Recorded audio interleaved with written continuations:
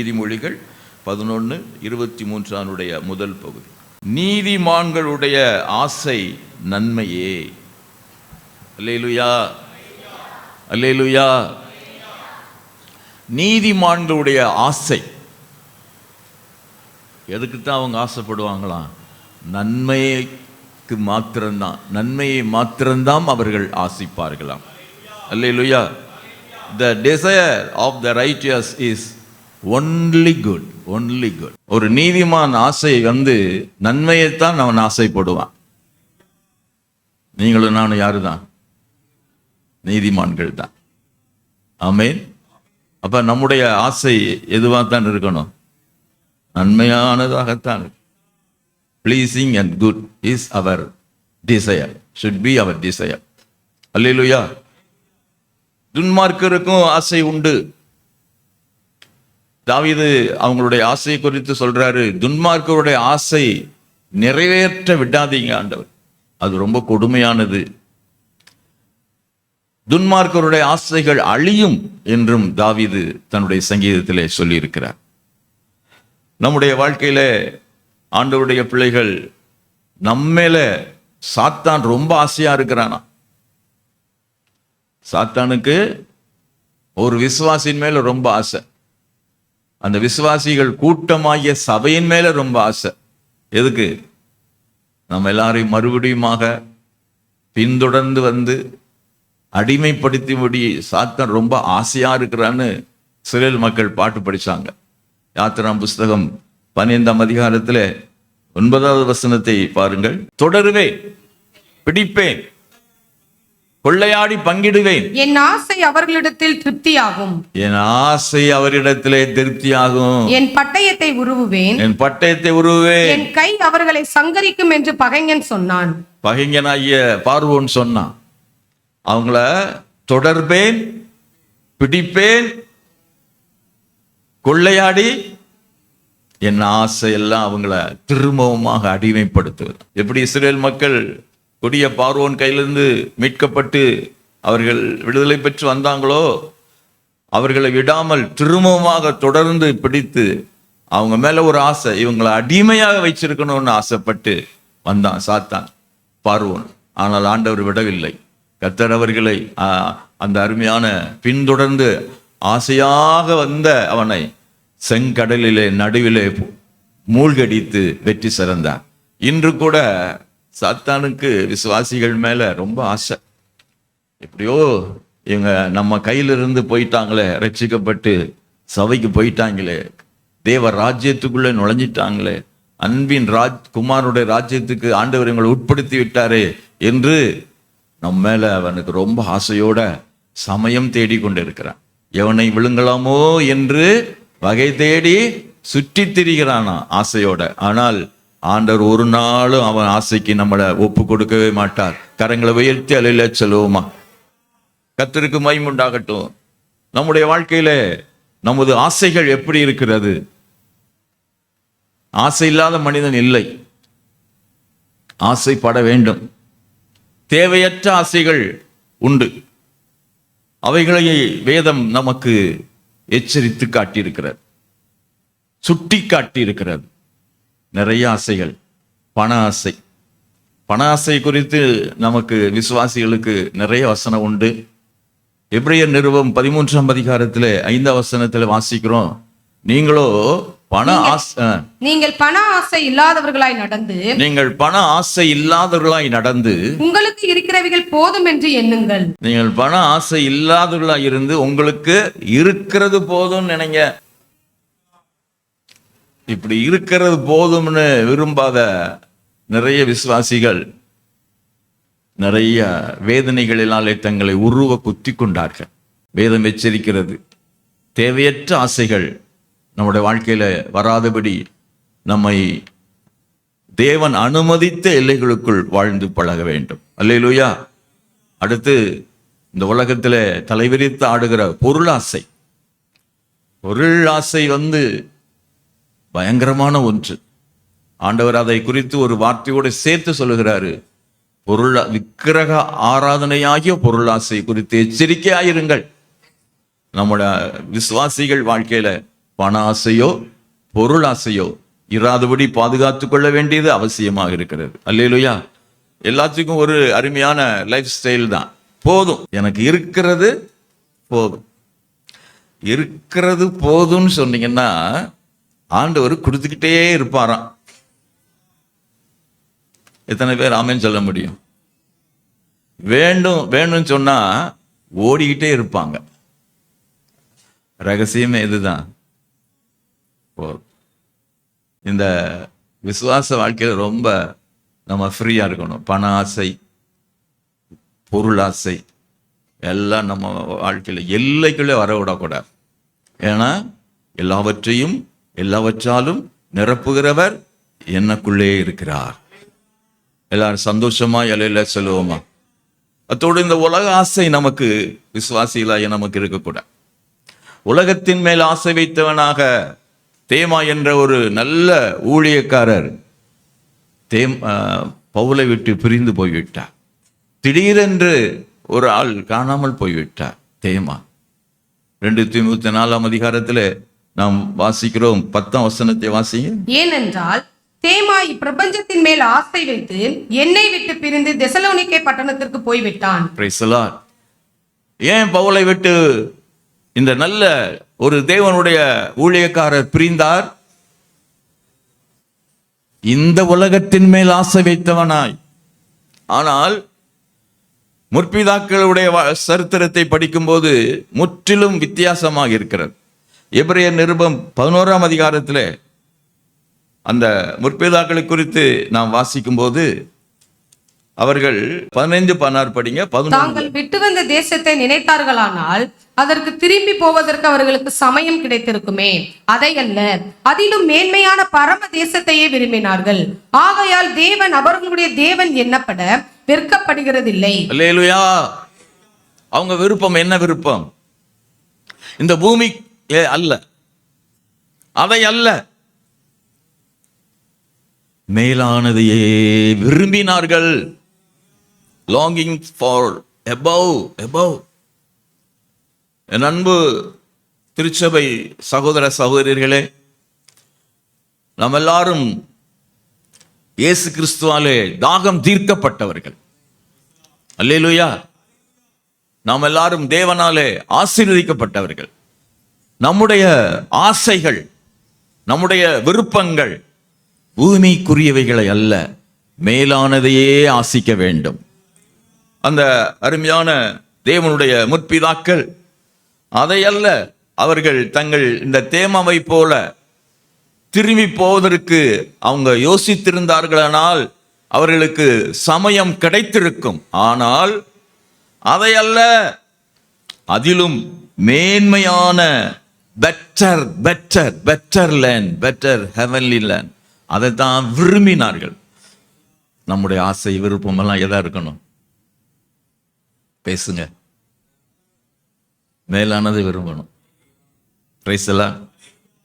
மேலானதை விரும்பணும். நம்முடைய கண்கள் மேலானதை நோக்க வேண்டும். அல்லேலூயா.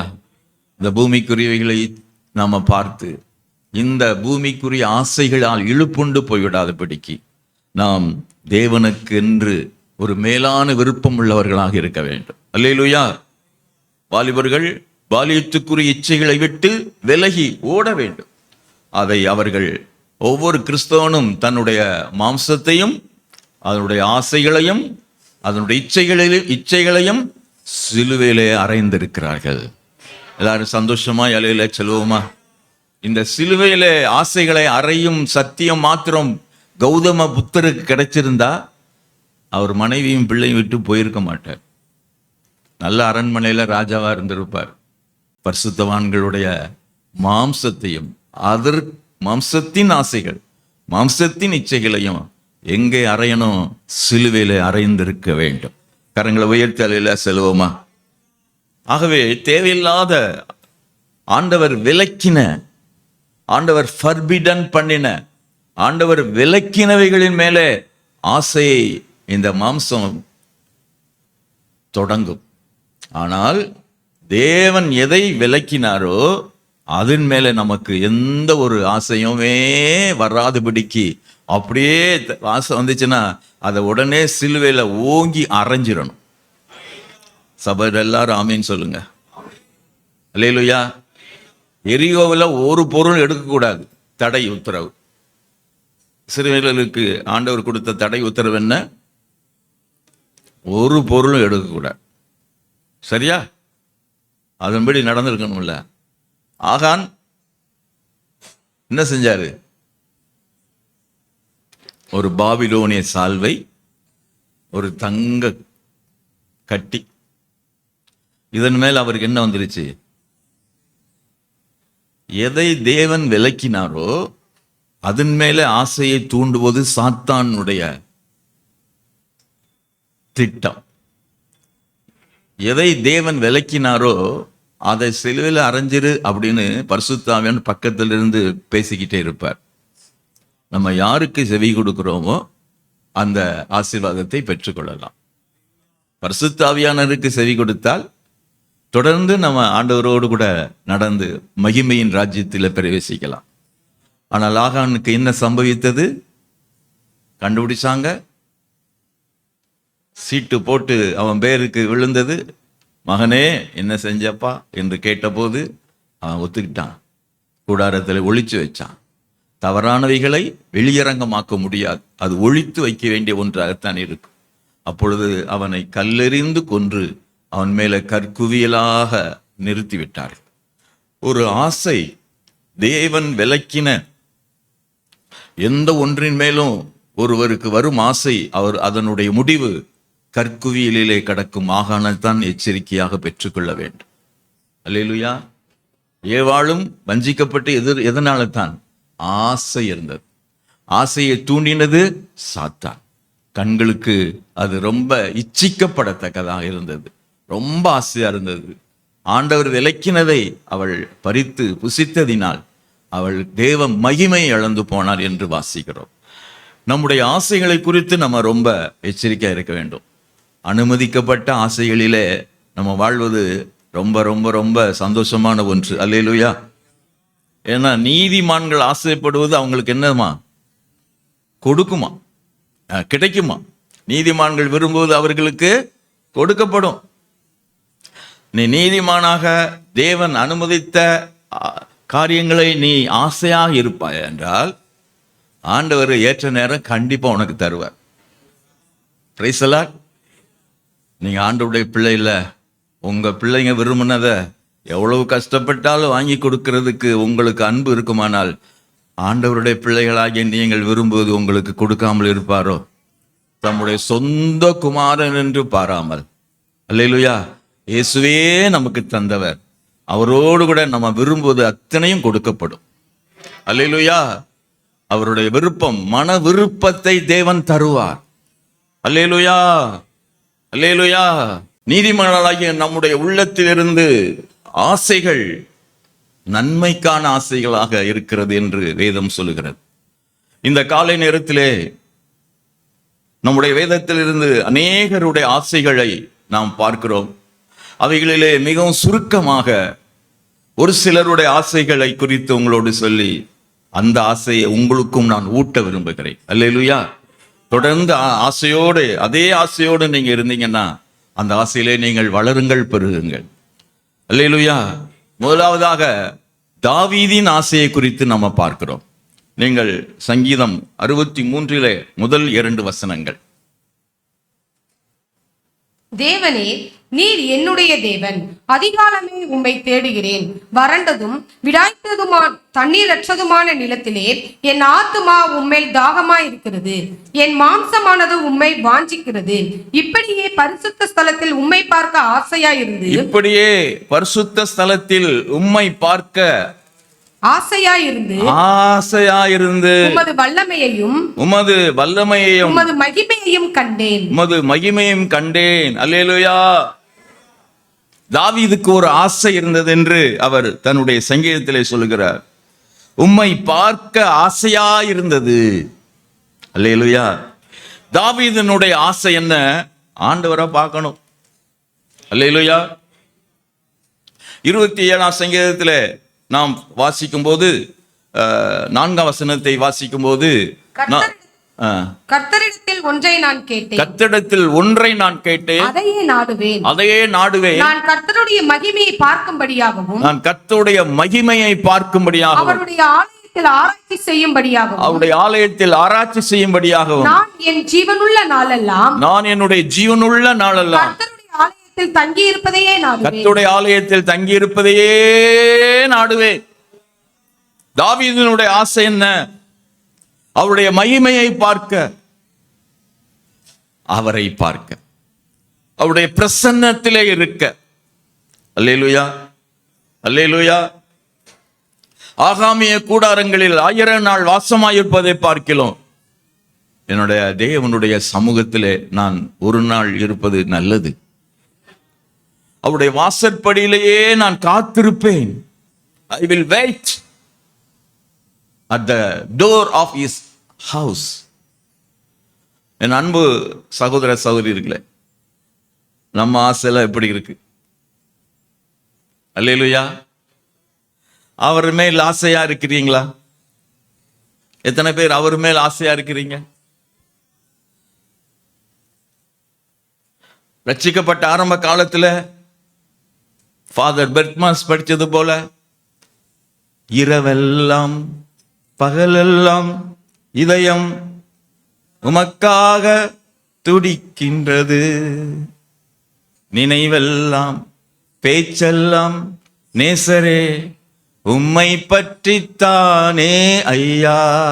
நம்முடைய ஏக்கமெல்லாம், நம்முடைய தாகமெல்லாம் ஏசப்பாவையே, அவரையே பார்க்கணும், அவருடைய பிரசன்னத்திலே இருக்கணும்.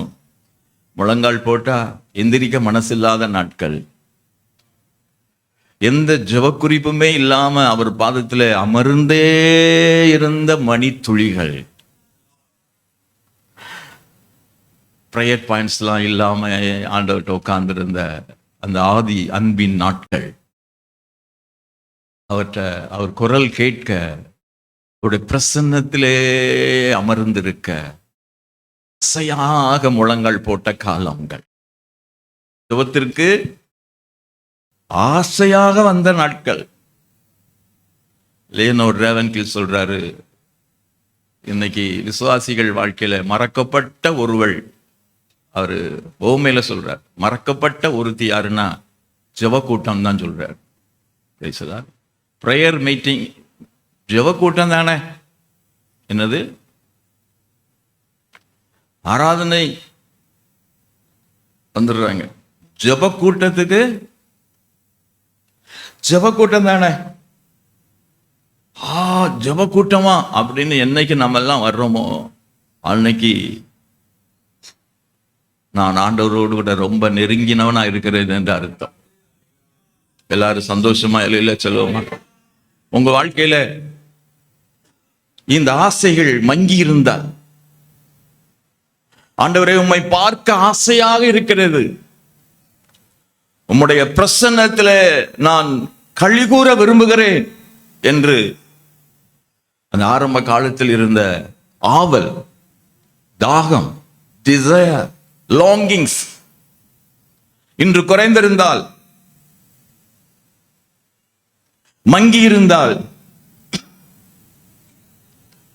அல்லது உலக ஆசைகளோடு கூட கலந்து போயிருந்தால், அவருக்காகவும் கொஞ்ச நேரம் என்று ஒரு 4வது இடத்துக்கு இந்த ஆசை தள்ளப்பட்டிருந்தால், பரிசுத்த ஆவியானவர் உங்களை இந்த காலவெளியிலே சந்தித்து அவர் மேலே வைக்கிற ஆசையை முதல் இடத்துக்கு கொண்டு வரும்படி இன்றைக்கு உங்களோடு கூட பேசிக் கொண்டிருக்கிறார். கரங்களை தட்டி கர்த்தருக்கு நன்றி செலுத்துவோம். இன்னைக்கு எங்கோ போய்விட்டேன். இயேசுவை நேசிக்கிறவங்களை பார்க்கவே முடியல. இயேசுவின் மேல் ஆசையா இருக்கிற பிள்ளைகளை பார்க்க முடியவில்லை. அவங்களுக்குள்ள நிறைய திட்டங்கள், அதுக்குரிய ஆசைகளோடு வாழ்கிறாங்க. நிறைய மனிதர்களை நேசிக்கிறாங்க, நிறைய பொருட்களை நேசிக்கிறாங்க. ஆசையா இருக்குது. இந்த ஆசையோட துதியில அவங்க அமர்ந்திருந்தால், அவங்கள துதிக்கு மேல எழுப்புவதற்கு துதி நடத்துகிற பாடு ரொம்ப கஷ்டமா இருக்கு. ஒண்ணுமே புரியல. ஏன்னா உள்ளத்துக்குள்ளே சிறுவிலர்களை போல உதடுகளால் கனம் பண்ணுகிறார்கள், உங்களுடைய இருதயமோ பொருளாசையின் மேலும் உலகத்தின் மேலும் சார்ந்திருக்கிற இந்த காலை நேரத்தில் என் அன்பு சகோதரியே, சகோதரனே, உங்கள் உள்ளத்தை, உங்கள் உள்ளத்தின் ஆழங்களை உங்களுக்கு தெரியும். அங்கே இயேசு குறித்த ஆசை இருக்கிறதா? தாவீதை போல உம்முடைய மகிமையை பார்க்க விரும்புகிறேன் என்று சொல்லுகிற அந்த ஒரு ஏக்கம் இருக்கிறதா? Lord, I want to see your glory. நான் உமது மகிமையை பார்க்க விரும்புகிறேன் என்று என்றைக்காவது ஜெபம் பண்ணினது உண்டா? உங்களுடைய ஜெப குறிப்புகளிலே முதலாவதாக, ஆண்டவரே உமது மகிமையை எனக்கு காண்பித்தருளும் என்று மோசேயை ஜெபித்தது போல, உமது மகிமையை காண நான் உம்முடைய ஆலயத்தில் வந்து அமருவேன் என்று சொல்லிய தாவீதை போல உங்களுடைய ஜெப நேரங்களிலே இந்த ஆசையை நீங்கள் ஆண்டவருக்கு தெரியப்படுத்தி இருக்கிறீங்களா? Lord, I want to see your face.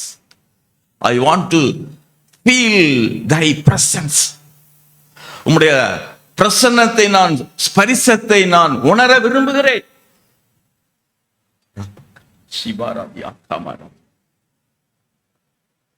இல்லை ஐயா, நம்முடைய ஆசைகள்லாம் இந்த பூமிக்குரியவைகளாக இருக்கு.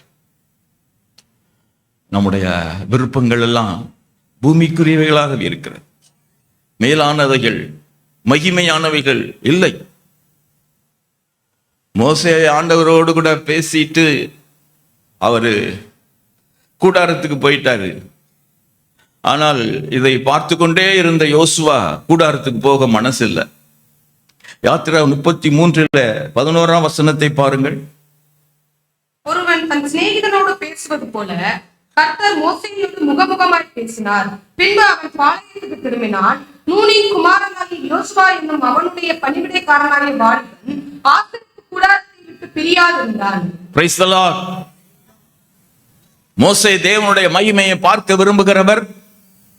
முகமுகமாய் தேவனுடன் பேசிவிட்டு அவர் கூடாரத்துக்கு போய்விட்டார்.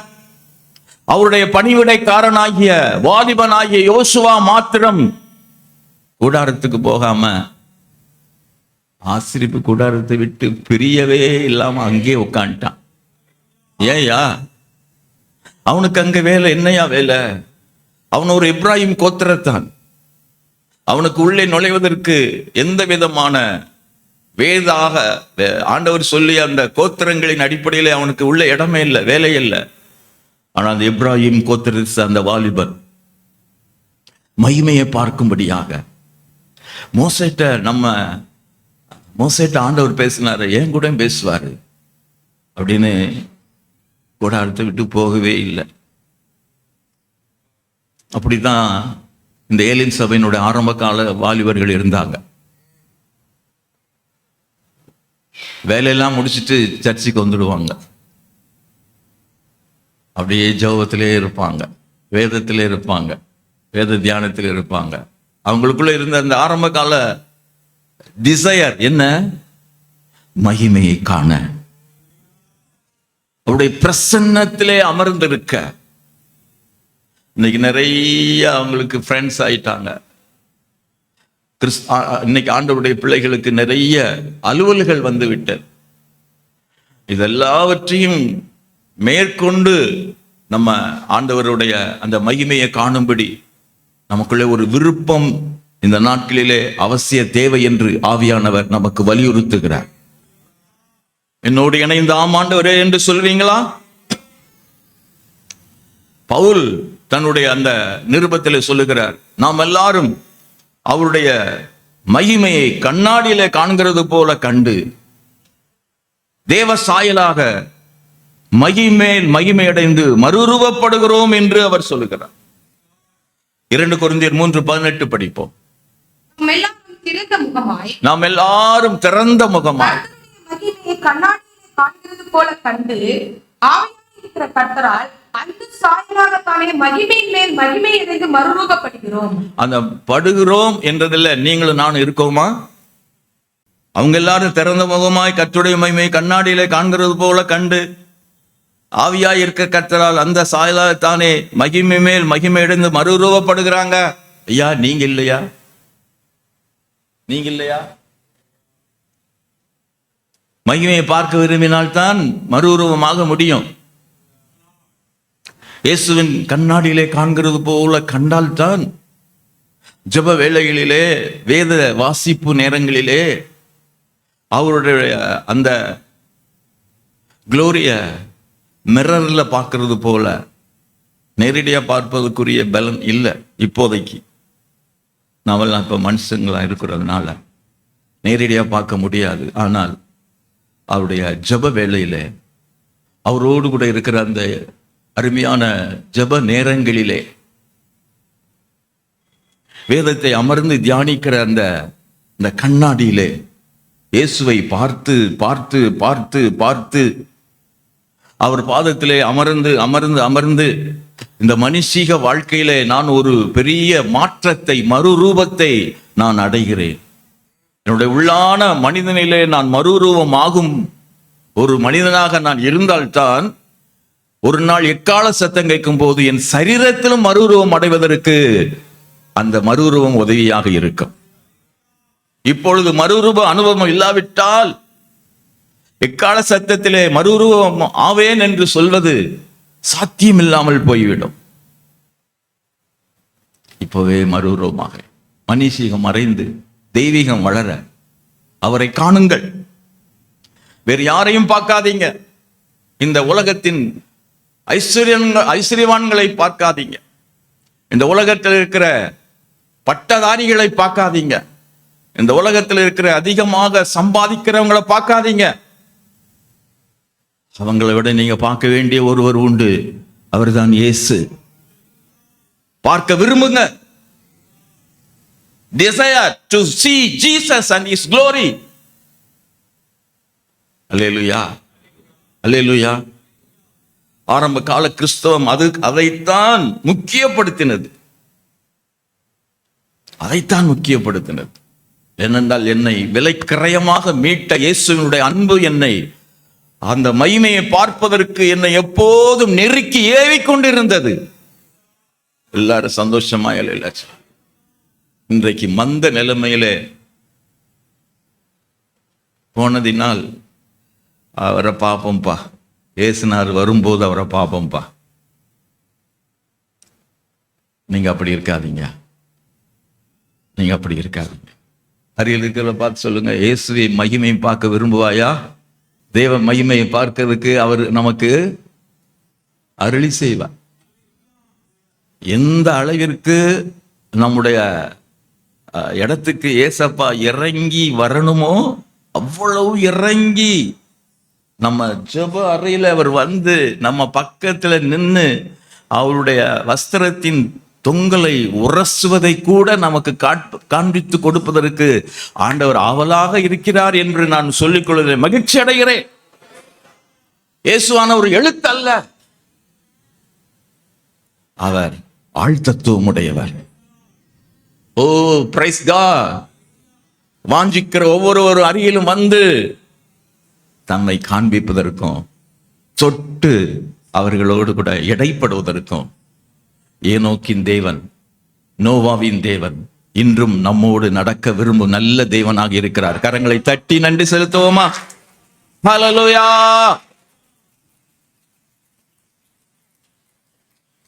அதனாலதான் தாவீது இந்த உலகத்தாரின் ஆசையும் தன்னுடைய ஆசையும் வித்தியாசப்படுத்தி காட்டுறார். வாஞ்சித்தால் அந்த மகிமையை நீங்கள் அனுபவிக்கலாம். வாஞ்சிப்பீர்களா? தாவீதின் ஆசை உங்களுக்கு கண்டிப்பாக கிடைக்குமா? திரும்பவுமா கொண்டு வருவீங்களா? உங்களுடைய ஏர்லி கிறிஸ்டியன் லைஃப்ல இருந்த, ஆரம்ப கால கிறிஸ்தவ வாழ்க்கையில் இருந்த அந்த ஆண்டவர் மேல இருந்த அந்த ஆசை, ஆண்டவருடைய பிரசன்னத்தின் மேல இருந்த ஆசை, அவருடைய வசனத்தின் மேல இருந்த ஆசை, அவருடைய ஜெப அறையிலே அவரோடு கூட சம்பாஷிக்கணும் என்ற ஒரு ஆசை திரும்பமாக வரட்டும். அல்லேலூயா. நான் ஆசைப்படுங்க. இன்னைக்கு ஒரு டிரான்ஸ்ஃபார்மேஷன் உங்களுக்கு வேணும்னு நான் வாஞ்சிக்கிறேன். என் வாலிப தம்பி தங்கையரே, டேக் மோர் டைம். அதிக நேரம் எடுத்துக்கொள்ளுங்க, ஆசையா எடுத்துக்கொள்ளுங்க. Praise the Lord. The presence of God, தேவனுடைய சமூகம். அல்லேலூயா. அப்படி தேவ சமூகத்துல ஆசையாக இருந்துட்டு நீங்க மறு ஞாயிற்றுக்கிழமை நீங்க இங்க வந்தீங்கன்னு வச்சுக்கோங்களேன், அந்த ஆராதனையில பரலோகத்தையே நாங்க பார்க்கலாம். கரங்களை உயர்த்தலையில செல்வோம். வாரம் முழுக்க தேவனோடு சம்பாசித்து தேவனோடு இணைந்து நடந்த விசுவாசிகள் ஆராதனைக்கு வந்தால் அந்த ஆராதனை பரலோகத்தில் இருக்கிற தூதர்கள் உற்று பார்த்து சந்தோஷப்படுவார். Price the Lord. அதனால ஆசைப்படுங்க. முதல் ஆசை தேவன் மேலே, அவருடைய பிரசன்னத்தின் மேலே, அவருடைய மகிமையின் மேலே. இரண்டாவது நம்முடைய கர்த்தராகிய இயேசு கிறிஸ்துவினுடைய ஆசை. அவருக்கும் ஆசை இருந்துச்சா? நீங்க பைபிள் புரட்டுக்கு முன்னால என்னைய பாருங்க. ஏசப்பாவுக்கும் ஆசை இருந்துச்சா? ரொம்ப சந்தோஷமா இருக்குல்ல. Price the Lord. நீங்க லூக்கா சுவிசேஷம் 22:15 வசனத்தை படிங்க. அப்பொழுது அவர்களை நோக்கி, நான் பாடுபடுவதற்கு முன்னே உங்களுடனே கூட இந்த பஸ்காவை புசிக்க மிகவும் ஆசையாயிருந்தேன். அல்லேலூயா. ஏசப்பாவுக்கு ஒரு ஆசை. அவருடைய ஊழியத்தின் முடிவு சில மணித்துளிகளிலே சிலுவைக்கு போகின்றார். அந்த எண்ட் டைம் 14 வசனம் சொல்லுகிறது, வேளை வந்த போது, the time has come. வேளை வந்த போது, கர்த்தருடைய பந்திக்காக, பஸ்கா பண்டிகைக்காக மேல் வீட்டிலே கூடியிருந்த போது. இதுதான் இந்த பகுதியினுடைய சூழ்நிலையும் பின்னணியும். என்னவென்றால், the last Passover, கடைசி பஸ்கா. எப்படி கடைசி பஸ்கா எப்ப ஆரம்பிச்சிச்சு? ஆபிப் மாதம் 14ஆம் தேதி 8 நாட்டிலிருந்து தேவ ஜனங்கள் புறப்படும் அந்த நல்ல இரவு. 430 ஆண்டுகள் முடிந்து இஸ்ரவேலர்கள் அணி அணியாக எய்த்தை விட்டு கம்பீரமாக புறப்படும் அந்த இரவு தேவன் ஸ்தாபித்த அந்த பஸ்கா. அந்த பஸ்கா அடிக்கப்பட்ட ஆடு இயேசுவை குறிக்கிறது. அங்கே வைக்கப்பட்டிருக்கிற பாத்திரங்கள் எல்லாம் இயேசுவின் பாடு மரணங்களை குறிக்கிறது, உடன்படிக்கையை குறிக்கிறது. தலைமுறை தலைமுறையாக அந்த பஸ்கா பண்டிகை நடந்து கொண்டே வந்தது. இப்பொழுது இயேசுவே அந்த பஸ்காவை அவர் ஆசரிக்க இருக்கிறார். இதுதான் கடைசி பஸ்கா.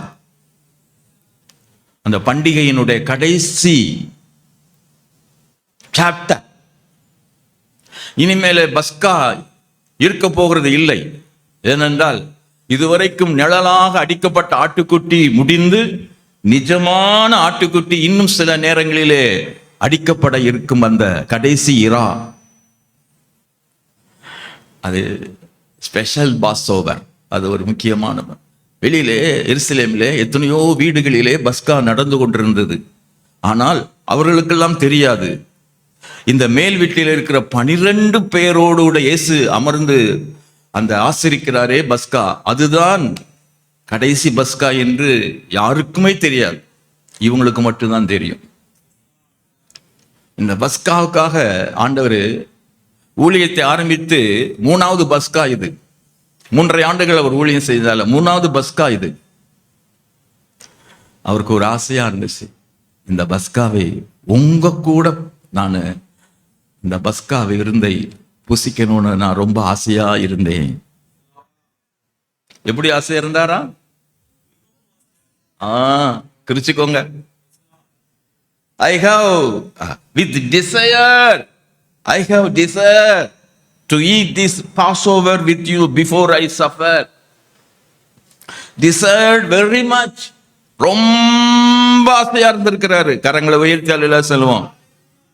அது என்னவென்றால், அந்த இயேசு சின்னும் சில நேரங்களிலே இப்ப பிற்கப்படுகிற அப்பத்தை போல தன்னை ஒப்பு கொடுக்க இருக்கிறார். பாத்திரத்தில் இருக்கிற திராட்சை ரசத்தை போல தன்னுடைய உடன்படிக்கை ரத்தத்தை அவர் சிந்த போகிறார். மீட்பின் திட்டத்தின் நிறைவேறுதல் கடைசியராவிருந்து இதுக்கப்புறம் அதுக்கடுத்து ஒரு தேவனுடைய ராஜ்யம் வரும்போது மத்திய வானத்திலே ஒரு பந்தி நடக்க இருக்கிறது.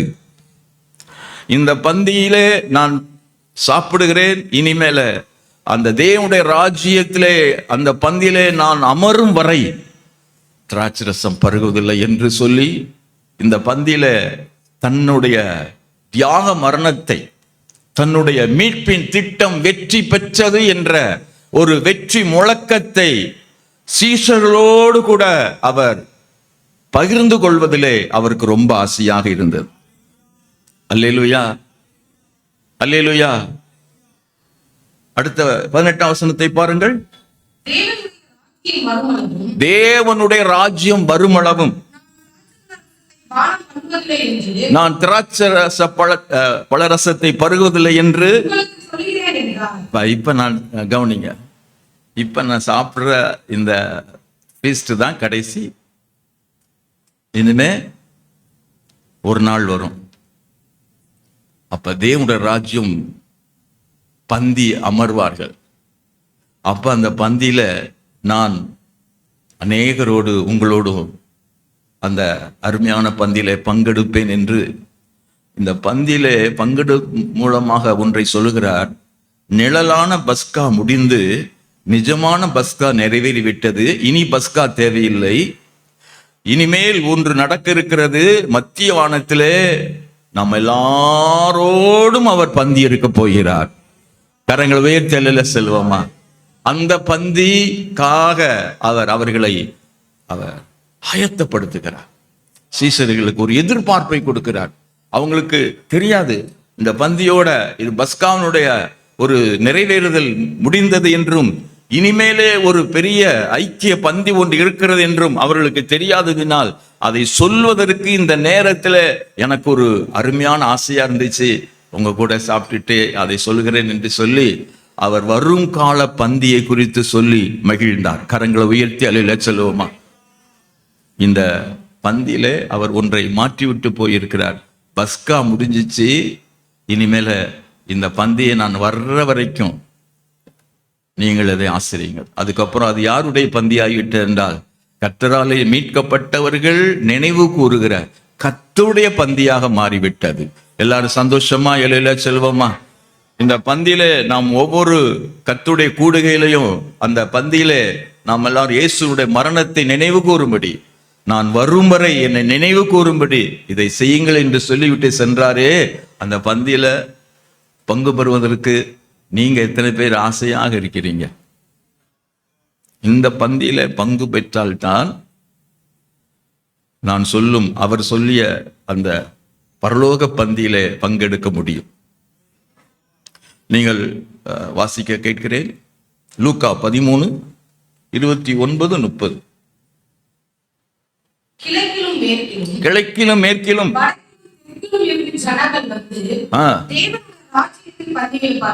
ஆமையா போதுமா? நாலா திசையிலிருந்து வந்து கர்த்தருடைய பந்தி நடக்க போகிறது. 14ஆம் அதிகாரம் 15ஆம் வசனத்தை வாசிப்போம்.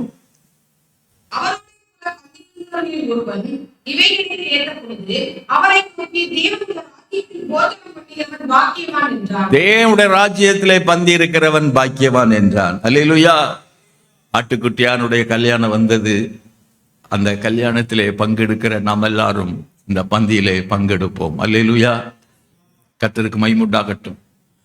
இயேசு கிறிஸ்துவுக்கு என்ன ஆசைன்னா, ரொம்ப ஆசை, பஸ்கா முடிஞ்சிச்சியா. அல்லேலூயா. தன்னுடைய வேலையெல்லாம் முடித்ததினால் மகிழ்ந்தார். இன்னொரு பந்தி வரப்போகிறது என்பதை அறிவித்தார். அதுதான் கர்த்தருடைய பந்தி. கிழக்கிலும் மேற்கிலும் தெற்கிலும் வடக்கிலும் இருந்து அநேகர் வருவாங்க. அந்த பந்தியிலே பங்கெடுக்கிறவர்கள் பாக்கியவான்கள். நீங்களும் நானும் இந்த மாதந்தோறும் நடக்கிற பந்தியிலே பங்கெடுப்பது மூலமாக ஒரு எக்ஸ்பெக்டேஷன் நமக்குள்ளே வரணும்னு ஆண்டவர் விரும்புகிறார். என்ன எதிர்பார்ப்பு? இந்த பந்தியில ஒவ்வொரு மாதமும் 2வது ஞாயிறு பந்தியில பங்கெடுக்கும் போது என்ன நினைக்கிறோம்? இதே போல ஒரு பந்தி, இயேசுவை முகமுகமாக பார்த்து நம்ம பந்தியில உட்கார போறோம். ஆயத்தமா இருக்கீங்களா? இப்ப பந்தியில பங்கெடுப்பதுக்கு ஆயத்தமா வாங்கன்னு சொல்றோம்ல. அடுத்த வாரம் பந்தி. இப்ப எப்படி வாங்க? மனம் போன போக்கில் வாழ்ந்துட்டு வராதீங்க, பரிசுத்தமா வாங்க. அதே போல் அந்த பந்தியிலையும் பங்கெடுப்பதற்கு நம்ம எப்படி இருக்கணும்? ஆயத்தமா இருக்கணும், ஆசையாக இருக்கணும். அல்லேலூயா. அதனால எந்த ஊருக்கு போனாலும் கம்யூனியன் சர்வீஸுக்கு சர்ச்சுக்கு வந்துடணும். என்ன முறைக்கிறீங்க? சந்தோஷமா ஒருத்தர் அதனுடைய அர்த்தம் தெரியாதனால எங்கேயாவது போயிடுறது. உங்களுடைய மெய்ப்பன் ஆண்டவராக இயேசு கிறிஸ்து உங்களுக்கு ஆவிக்குரிய மெய்ப்பனாக கொடுத்தவர் நடத்தும் கர்த்தருடைய பந்தியில எங்கு போனாலும் என்ன செஞ்சிடணும்? வந்து சர்ச்சைக்கு வந்துடணும். ஒருவேளை தவிர்க்க முடியாத காரணங்கள் இருந்தால் அந்த எங்க போறீங்களோ அங்க கர்த்தருடைய பந்தி நடக்கும்போது பயபக்தியுடன் பங்கு எடுக்க வேண்டும். அல்லேலூயா. ஒரு சிலர் அங்க சர்ச்சுக்கு போயிட்டேன், அங்க பந்தி நடந்துச்சு, நான் பங்கெடுக்கல, பின்னால போயிட்டேன். ஏயா? நான் நம்ம சபையில் அப்படி அல்ல. எங்கு சென்றாலும் பந்தி நடக்கும்போது பங்கெடுக்கும். அதனால கர்த்தருடைய பந்தி அன்னைக்கு என்ன செய்ய போடக்கூடாது? லீவ் போடக்கூடாது. 3வதாக ஆபிரகாமினுடைய ஆசையை பார்க்கிறோம். யோவான் 8ஆம் அதிகாரம் 56ஆம் வசனம்.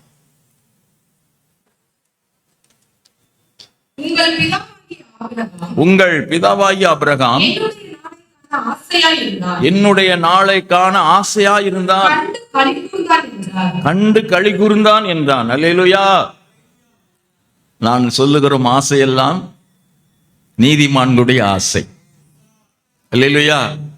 தாவீதின் ஆசை தேவ மகிமை, இயேசுவின் ஆசை கர்த்தருடைய பந்தியின் நிறைவேறுதல், பஸ்காவின் நிறைவேறுதலிலே பங்கெடுத்தது. இங்கே ஆபிரகாமுடைய ஆசை, அவனுக்கு இயேசுவின் நாளை பார்க்கணும்னு ஆசை. ஆபிரகாம் பழைய ஏற்பாட்டு காலத்து ஆளு, இயேசு புதிய ஏற்பாட்டில் வந்தாரு. இயேசு என்ற பெயரை புதிய ஏற்பாட்டில் வாசிக்கிறோம். பழைய ஏற்பாட்டு பக்தனாய் ஆபிரகாமுக்கு ஒரு ஆசை இருந்துச்சுன்னா, அவனுக்கு இருந்த விசுவாச கண்கள். கரங்களை உயர்த்தி அலையில செல்வோம். இயேசுவை பார்க்க விரும்பினான். அவனுக்குள்ளே இயேசு கிறிஸ்துவை குறித்த வெளிப்பாடுகளை தேவன் கொடுத்திருந்தார். அவனை தேவன் அழைக்கும் போது, உனக்குள்ளே, உன் சந்ததிக்குள்ளே இந்த பூமியெல்லாம் ஆசீர்வதிக்கப்படும் என்று சொன்னாரே, அன்று முதல் என் சந்ததி இந்த உலகத்தெல்லாம் ஆசீர்வதிக்கிற இருக்கிற சந்ததி, அந்த சந்ததி யார் என்று என்னுடைய மகனாகி ஈசாக் அல்ல, என்னுடைய சந்ததி இயேசுதான் என்று அவனுக்குள்ளே ஆவிக்குரிய கண்களை தேவன் அவனுக்கு கொடுத்திருந்தார். ஈசாக்கு பிறக்கும் போதே இயேசுவை பார்த்தான். ஈசாக்கு திருமணம் முடிக்கும் போதே இயேசு கிறிஸ்துவுக்குரிய சபையை, ரெபெக்காளை பார்க்கும்போது சபையை தான் பார்த்தான். ஈசாக்கை மோரியா தேசத்தின் மலைகளில் ஒன்றில் பலியிடும் போகும்போது ஈசா கேட்கிறாரு, அப்பா எல்லாம் ரெடியா இருக்குது, கட்டைகள் இருக்கு, நெருப்பு இருக்குது, கத்தி இருக்குது, பலிக்குரிய ஆட்டுக்குட்டி எங்கே? அப்ப வா மகனே, கர்த்தர் பார்த்துக் கொள்வார், கர்த்தர் பார்த்துக் கொள்வார். அங்க போய் பலிபீடத்துல ஈசாக்கை கட்டுகிறார். அது வரைக்கும் அவருக்கு என்னதான்? ஈசாக்கு அல்ல, இயேசு இப்போ வருவார். அல்லேலூயா. கட்டி பட்டயத்தை எடுத்து வெட்ட போகும்போது பரலோகத்திலிருந்து ஒரு சத்தம் கேட்டு, அபிரகாமே பிள்ளையாண்டல் மேல் கைகளை போடாதே. எடுத்து அப்படி திரும்பி பார்க்கிறாரு. முட்புதலிலே சிக்கிக்கொண்ட ஒரு ஆட்டுக்குட்டியை பார்த்தார். அதுதான் இயேசு கிறிஸ்து 2000 ஆண்டுகளுக்கு பிறகு, ஆபிரகாமிலிருந்து 2000 ஆண்டுகளுக்கு அப்புறமாக ஆண்டவருடைய பிள்ளைகளை சிலுவையில இயேசு மரிக்கும் காட்சியை அந்த மோரியாவிலேயே ஆபிரகாம் பார்க்கும்படி தேவன் ஆபிரகாமுக்கு கண்களை கொடுத்தார். கரங்களை உயர்த்தி அலையில செல்வோம். இந்த ஆட்டுக்குட்டி யார்? அதுதான் இயேசு.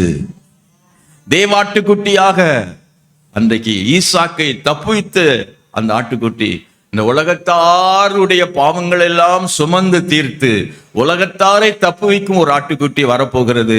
அவர்தான் இயேசு. அந்த நாளை அவன் மோரியாவிலே பார்த்தான். அவன் அந்த மலையிலிருந்து இறங்கி வரும்போது எப்படி இறங்கி வந்தான்? மகிழ்ச்சியுடன் இறங்கி வந்தான்.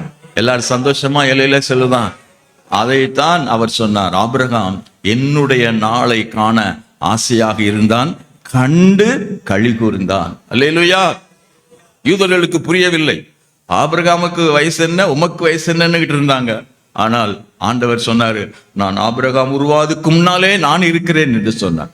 இன்றைக்கு என்னுடைய அருமையான கேள்வி என்னவென்றால், ஆபிரகாமுக்கு கர்த்தருடைய வார்த்தையின் மேல், கர்த்தருடைய அந்த கிறிஸ்துவின் நாளை குறித்து ஒரு பார்வையும் ஒரு ஆசையும் இருந்தது.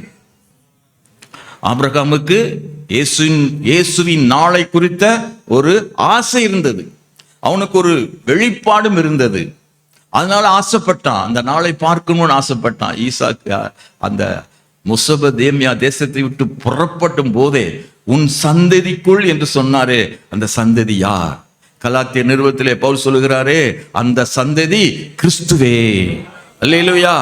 அன்று அவனுக்கு ஏற்பட்ட ஆசை அப்படியே மோரியா மலை மட்டும் வந்தது. அல்லேலூயா. இன்னைக்கு நான் உங்களோடு ஒரு கேள்வி கேட்க விரும்புகிறேன். பரிசுத்த ஆவியானவர் துணை கொண்டு நமக்கு ஒரு நாள் உண்டு, இயேசு கிறிஸ்துவின் நாள். அந்த நாளுக்காக எத்தனை பேர் ஆசையா இருக்கிறீங்க? பிலிப்பியர் நிருபம் 1ஆம் அதிகாரத்தில் 11 வசனங்களை படிப்போம்.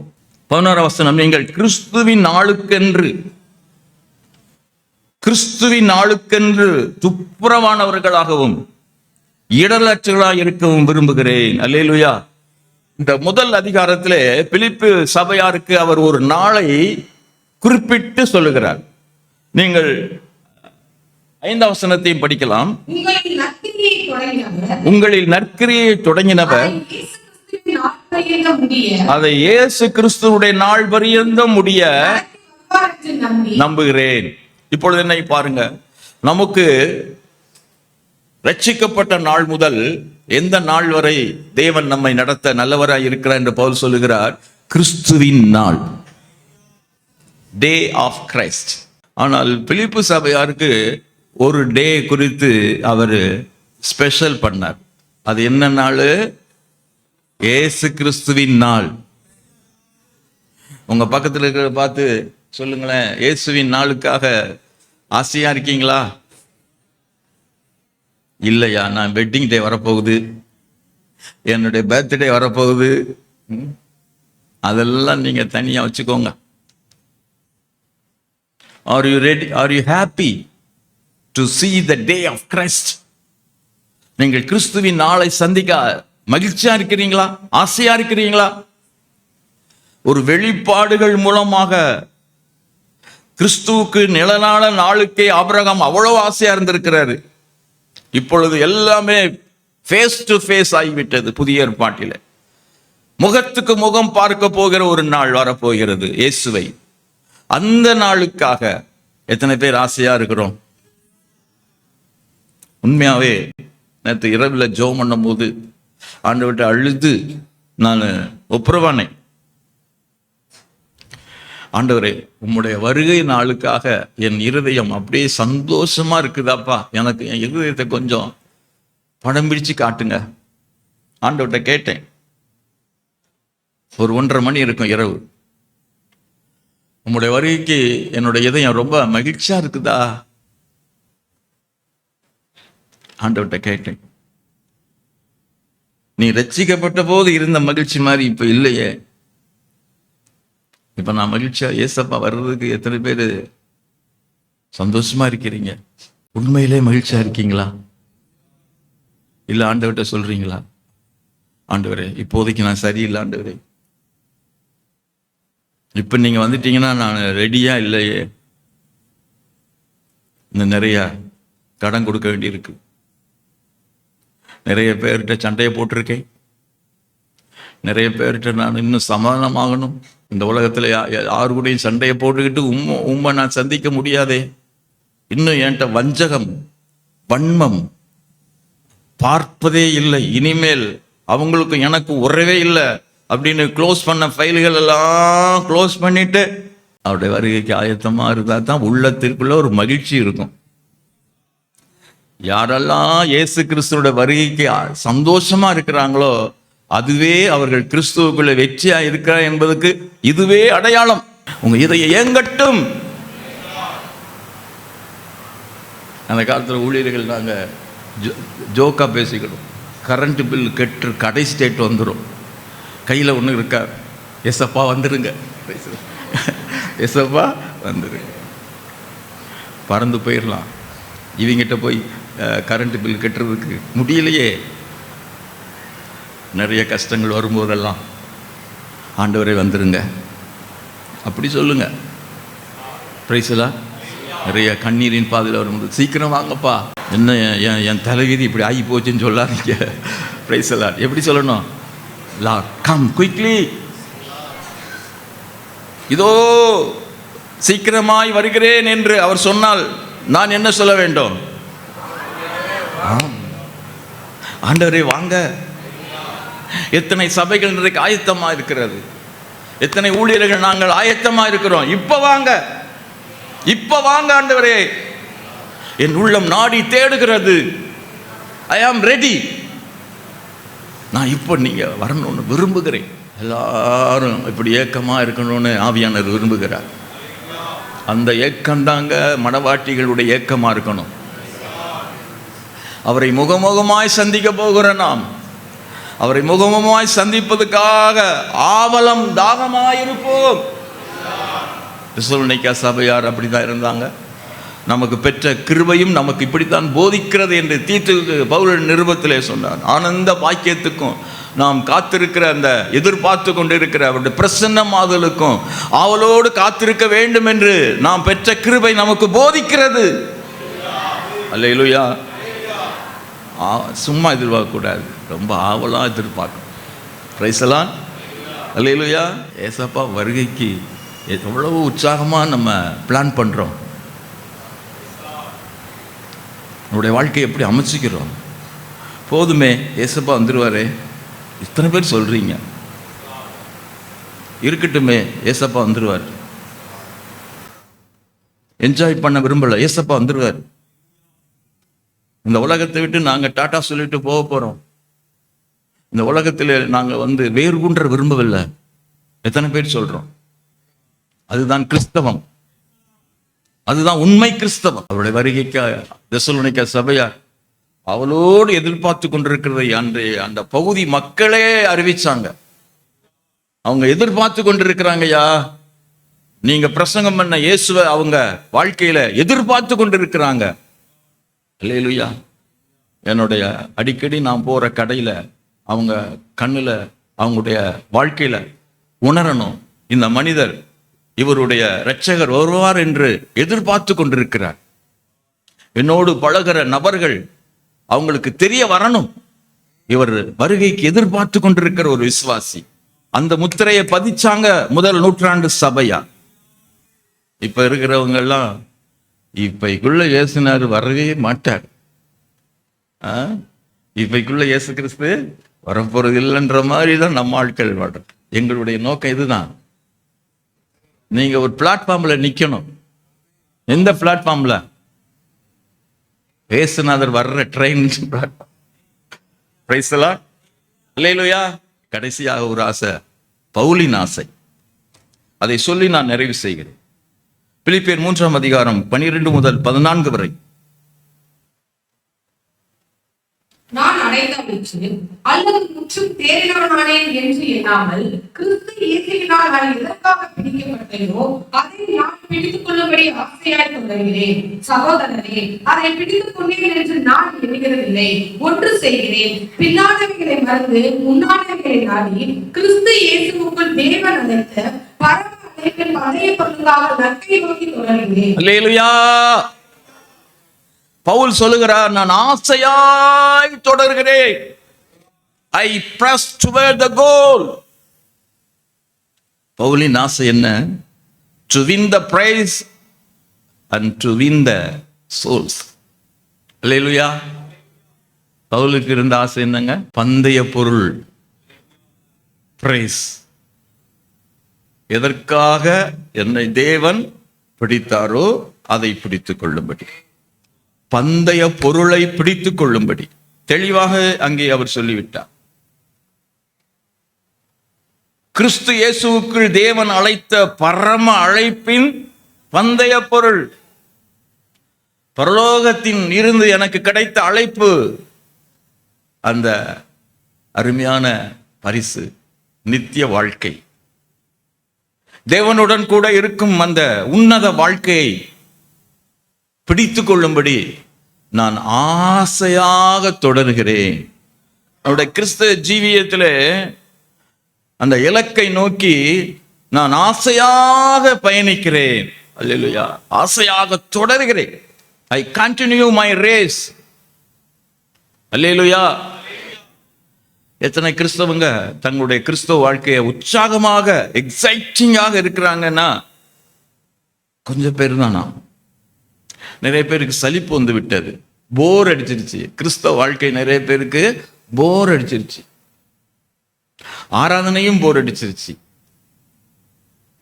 யாருக்கெல்லாம் சபை ஆராதனை போர் அடிக்குதோ அவர்களுக்கு, அவர்களை நடத்துகிற ஊழியர்களுக்கு ஒரு போரே அடிக்குது.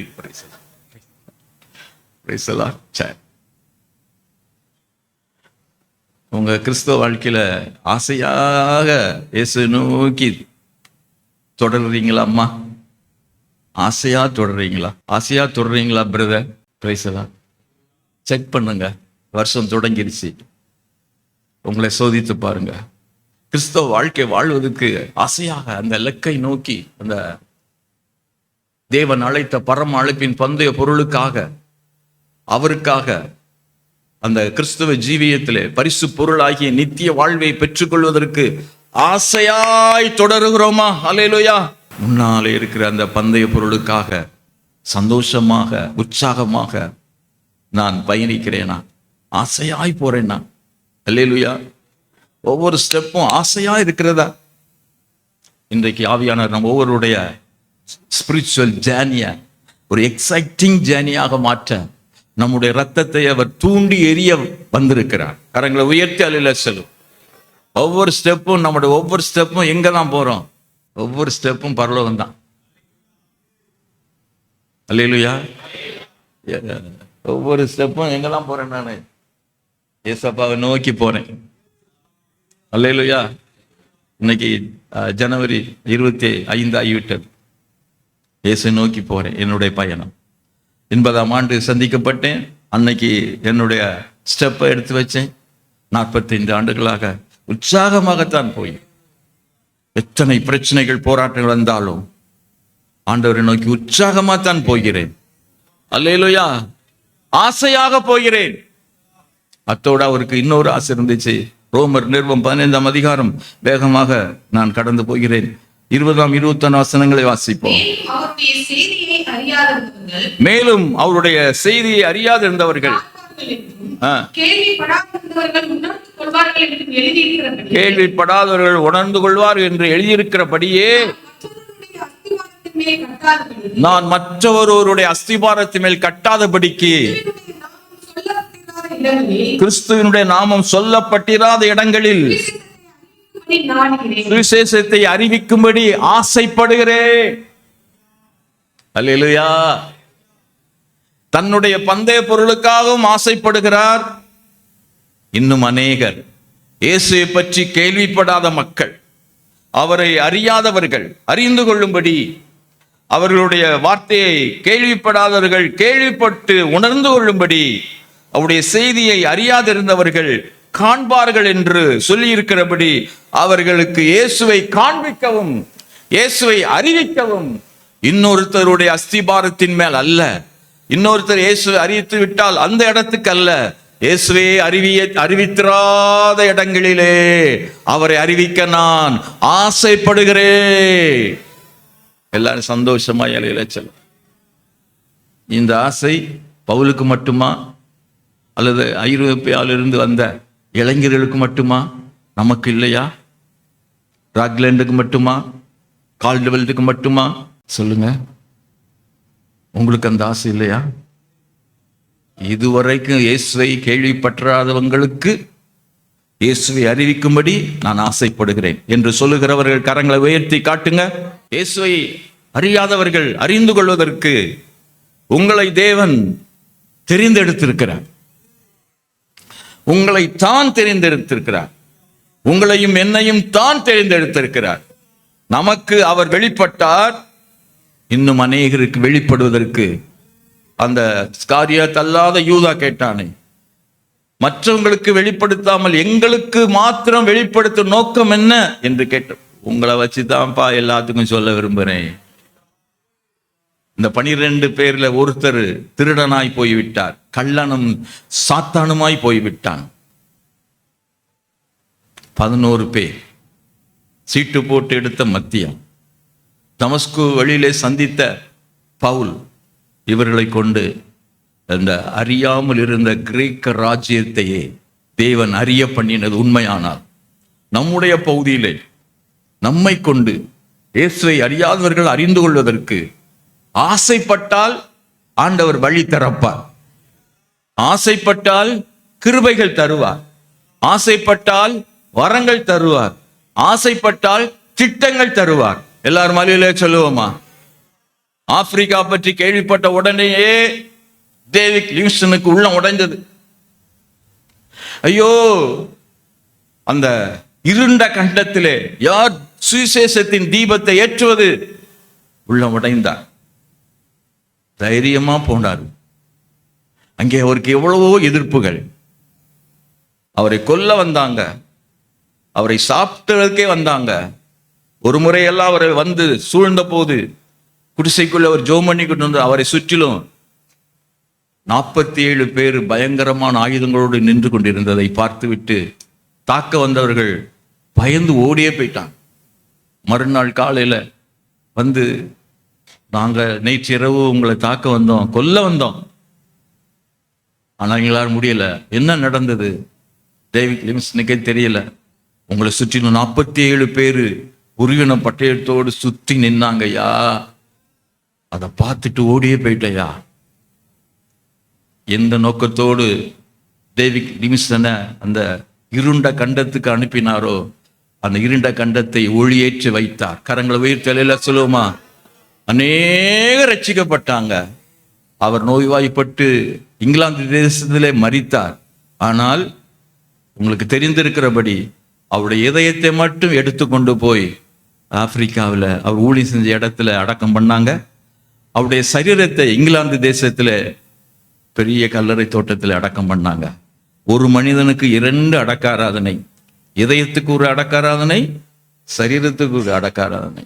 ஏன்னா என் இதயம் எங்கே இருந்ததுன்னு சொல்லியிருக்கிறாரு, ஆப்பிரிக்காவிலே இருந்தது. ஆப்பிரிக்கா மக்கள் ஆண்டவர் அறிந்து கொள்ள வேண்டும் என்பது அவருடைய இதயத்தின் துடிப்பாக இருந்தது. கடைசி துடிப்பு அமரும் பட்டும் ஆப்பிரிக்காவின் ரட்சிப்புக்காக இந்த துடித்த இதயத்தை எடுத்துக்கொண்டு போய் ஆப்பிரிக்காவிலே புதைச்சிட்டான். ஏன்? ஆசை. இயேசுவை பற்றி கேள்விப்படாத மக்கள் கேள்விப்பட வேண்டும். பிரிட்டன்ல இருந்திருக்கலாம், கத்தீட்ரல்ல இருந்திருக்கலாம், ஒரு பெரிய தேவாலயத்தில் ஒரு பிரசங்கியாராக இருந்திருக்கலாம். ஆனால் அங்கே போய் அவர் அநேக அந்த தேசத்தின் கொடுமையான காரியங்களினாலே பாதிக்கப்பட்டு இறந்தார். இந்த கேட்கிற அருமையான சகோதரனை, அருமையான சகோதரியை, திருச்சபையை, இயேசுவை பற்றி அறியாத ஜனங்கள் நிறைய இருக்கிறார்கள்.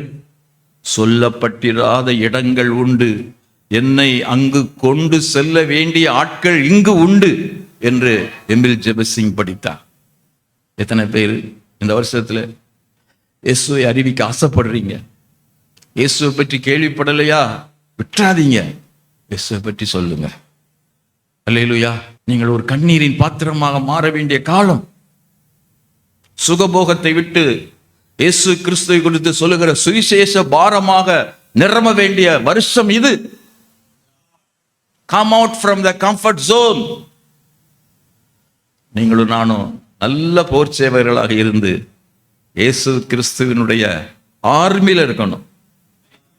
2 பேர் இருக்காங்க. ஒன்று சிவில் இன்னொன்னு ராணுவம். சிவில் மேனுடைய லைஃப் வேற, மிலிட்டரி மேனுடைய லைஃப் வேற. அவங்களுக்கு லைஃப் ஸ்டைல் வேற. அது மாதிரி வாழணும்னு பவுல் தீமோத்தேயுவை கேட்டுக்கிட்டார். நீ என்னோடு கூட நல்ல போர்ச்சகராக ஏசி ரூமில் இருக்கவா அப்படின்னு சொல்லல, தீங்கு அனுபவிக்கவா. பிரைஸ் எல்லாம். ஜெபிப்போமா? எல்லாரும் கண்களை மூடி ஜெபிப்போம். நமக்கு ஒரு ஆசை உண்டு, அது அவரை காண, அவருடைய மகிமையை காண. நீதிமானுடைய ஆசை நன்மைதான். ஆண்டவரே, என்னுடைய தேவையற்ற ஆசைகளை அதை நான் சிலுவையில் அறைந்து விடுகிறேன். பண ஆசைகள், பொருள் ஆசைகள், உலக ஆசைகள், பாலியத்துக்குரிய இச்சைகள், ஆண்டவரே எல்லாவற்றையும் நான் சிலுவையிலே அறைகிறேன், சிலுவையிலே தூக்கி போடுகிறேன். ஆண்டவர், இப்பொழுதோ தாவீதை போல ஆண்டவரே ஆசையாயிருப்பே, உம்மை காண ஆசையாயிருக்கிறேன். ஆண்டவரே, நீங்க எனக்கு தென்படுங்க. ஆண்டவரே, நீங்கள் ஆண்டவரே, நீர் எனக்கு தென்படுங்கள். நீங்கள் அவரை தேடினீர்களானால் அவர் உங்களுக்கு தென்படுவார். இது பழைய ஏற்பாட்டு வார்த்தைப்பா. இது பழைய ஏற்பாட்டு தீர்க்கதரிசியின் குரல் ஐயா. பழைய ஏற்பாட்டிலேயே தேடினால் தென்படுவார் என்பது உண்மையானால், வானங்களை கிழித்து இறங்கிய மனுஷகுமார் நாம் இயேசு கிறிஸ்து வந்துவிட்ட இந்த நாட்களிலே நமக்கும் தென்படுவது அதிக நிச்சயம் அல்லவா?